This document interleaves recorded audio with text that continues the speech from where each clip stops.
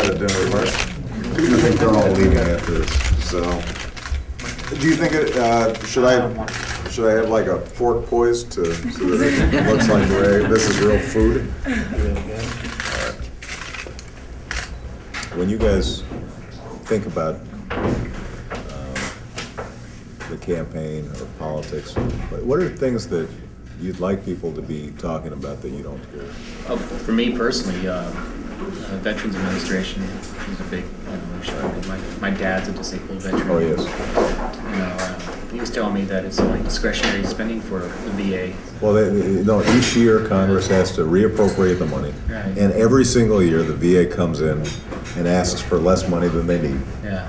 And we've had to actually force the VA to take more money, which is unheard of in a federal agency. But it's a huge problem, and a lot of vets are really trying to figure out why we don't make that commitment. My attitude is, if you've signed them all up and you've sent them over there, when they come back, they shouldn't have to be begging for the benefits that were promised them. So explain to me, Margaret, I wasn't clear on, so he was already deployed. He hasn't been there for a full year. Has not been over there for a year. And so then they made a decision that they wanted him to come back to do what? They gave him a school date. He got promoted to warrant officer. Mm-hmm. So they have to go to training at Fort Workers and then at Fort Lee, Virginia. So they pulled him back. So he's going to get trained. Now, does that mean that he gets redeployed after the training? We don't know. There's a strong possibility Right. if the war is not over. Right. According to my plan, we're pulling combat troops out by that time. I hope so. So, but I think that it's interesting. You're starting to see some cracks on the Republican side. A majority of the Senate passed a bill to set a timetable.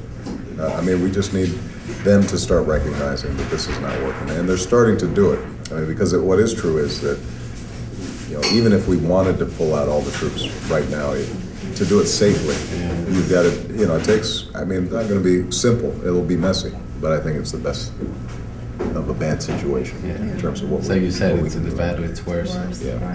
We have no choice now. There's no easy way out of here. We're stuck in it. So Eileen, I was interested, since you're working with food pantries. Most of the people, older, younger. What we're seeing is, we are seeing the middle class, the working class, that you would, you would think they don't need to go to a food pantry. And even before I got there, my assumption was, the homeless, Right. People who have no income, maybe those on public assistance. It's not that anymore. Yes, that's, a big chunk of it, but you go and you see cars parked, they're waiting in their cars. The latest news is that it's actually the working people now. It's, not to put aside those that are homeless and don't have a job or whatnot, but, it's scary when you have somebody who's working and can't even buy food. Right. I'm one of those that my mom actually, now years, 20 odd years later, I find out that, that's where she brought the food from. You think, my mom bringing food home, hey, Right. that's what mothers do, right? Right. But, life is weird, and, it comes out that she actually, took food from a food pantry. And at that time, she was working. Right. So, you put things together, it's like, it's like, where are we going, really? It's like, is there an end to it? What? Next time, is those who are making big bucks are going to end up in the food pantries as well, Right. And it's scary. It's very scary. And it's sad. Christine, what are you doing in terms of managing the cost of college? I actually have my tuition completely paid for. My mandatory fees that are covered by HOPE are completely paid for, and I get a stipend for $150 for books every semester. So, Well, this is pretty good. So what's this arrangement? it's the HOPE program. It's paid for by, I guess, Lotto South by now. Oh.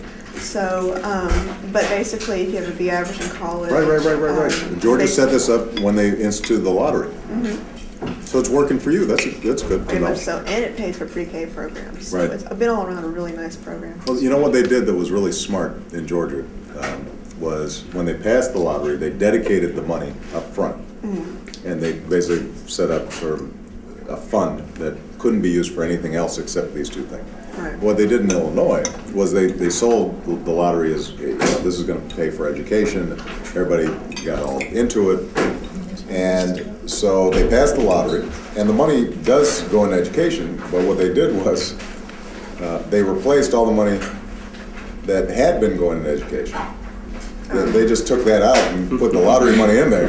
And so there was no net increase in terms of the amount of education spending. But Georgia did it in a smart way. Well, it's good to know that's worked well for you. Good thing you got that B average. Oh, yeah. Absolutely, that's great. So, and Margaret, tell me about your work. I'm a software engineer. It's very stressful, but What makes it stressful? well, my workday never ends. Because you can always take it home. I take it home most every day. Oh. Most every day. Somebody can just email you, here's a whole bunch of work. Have you seen the show on Comedy Central, Little Bush or Little Bush? I've heard about it, but I haven't actually seen it. It's like little, it's kid like version. little rascals or something, except Yeah. they're all, They actually had an interesting one where you cameo, as you always do, I guess. But the Little Bush's gang couldn't follow Little Bush because he was following Tony Blair, and they were infatuated with each other. It's very strange. But so they decided to follow you blindly, and you're building a house for a single mother, and they're like, "So are we doing this for extortion?" And you're like, "No, we're building a house for a single mother." And they're like, "Okay."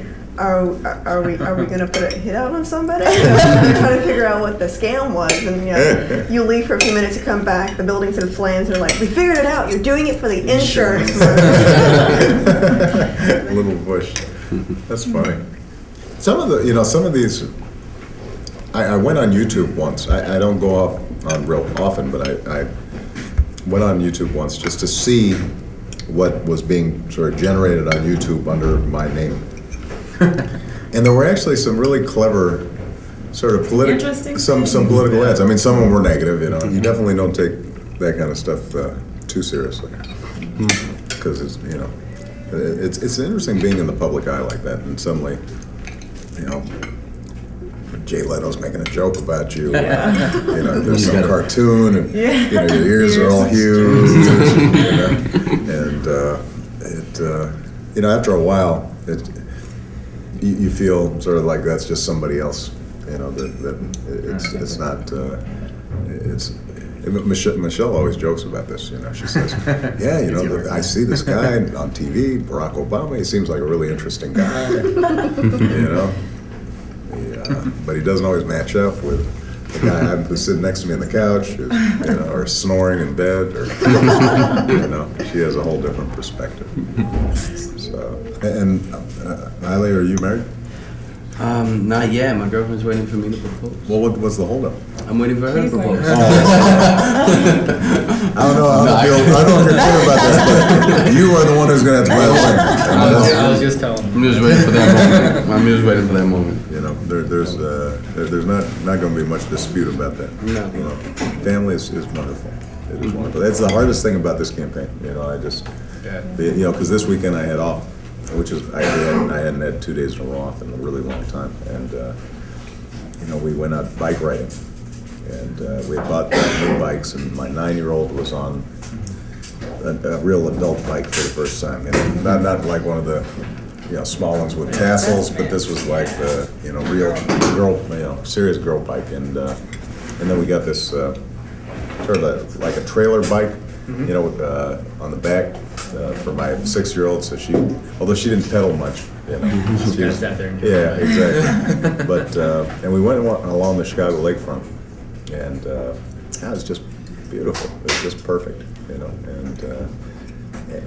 when you're doing stuff like that, sometimes you sort of think, man, this is a lot to give up. But, How does your family feel about it? I'm not sure they're missing me as much as I miss them. I can't. They're adjusting really well. The best decision we made was not to move to Washington, Really? because even though it was sort of a little harder for me when I'm here in session, for them, it wasn't much of a transition, right? I mean, my daughters are going to the same school, they've got the same friends, so everything feels normal. They're doing this, going to the same dance classes, and everything's just kind of the same soccer games. My dad would go riding horses. Uh-oh. He wasn't me. No. That's on our website. I think, did we just have Careful, to don't pay cut for that? yourself.